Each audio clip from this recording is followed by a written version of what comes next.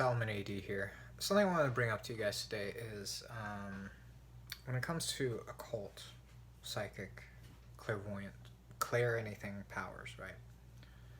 It is okay for it to fluctuate.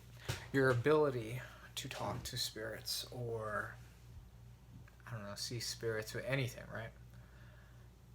It may not be permanently like that all the time. Like with everything, it takes, I hate the word practice, but what you need to do is just stay immersed. Don't judge yourself if you don't feel like you can hear the spirits. Maybe blockages, maybe all that.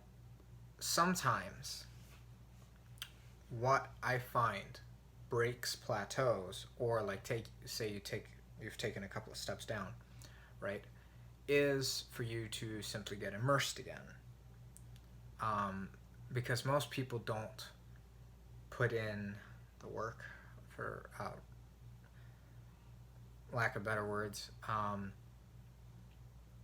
If you persistently chase a spirit that you have a genuine fondness from, typically get a response, even if the response is leave me alone. So I highly encourage you to do that. So one of the things that I'm doing right now is a very immersive path working with Tiamat. And there's no denying that the magic is there. There is no denying that the magic is happening, not just the way I want it, let's say that, but it's happening in all kinds of ways. And nothing really ever happens exactly the way that you want it, because if that was the case, we'd all be in the NBA and we would all be on yachts, admiring dolphins on the off the coast of Norway, things like that. But I digress. Don't judge yourself for when it seems like the spiritual path is failing you, or you're failing the spiritual path, and that's not true. Perhaps to break the plateau, the universe is trying to tell you that you just need to do something else. You have a different path that you need to go on. Maybe you need to do more energy work. Like literally, like you work with spirits all the time, you gotta work with energy now. Like Reiki and stuff. I hope I don't get that message, to be honest. I would like to introduce more of that into my practice later on, or simultaneously, adjacent to the spirits. Because like I don't know what I'm doing if I'm not calling the gods, or I'm not calling the angels or the demons. That's just like the fun stuff for me. So with I notice when people have plateaus, it's typically because they're still beginners.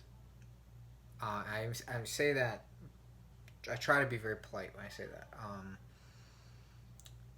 The thing is that they never really immersed themselves. This is just one consideration. This is not universal, so I hope nobody's offended.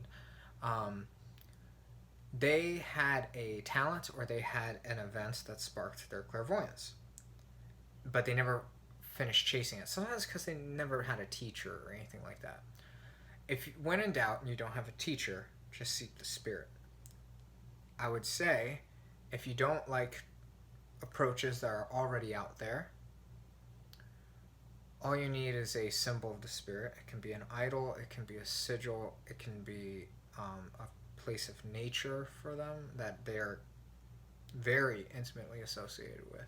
The Orishas, for instance.